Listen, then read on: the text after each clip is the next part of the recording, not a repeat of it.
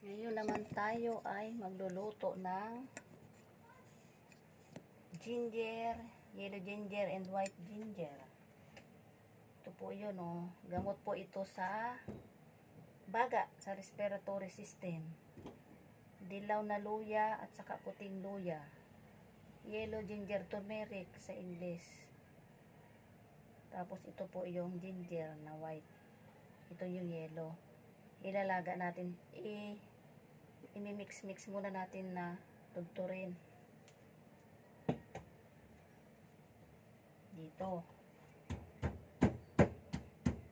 Ayan.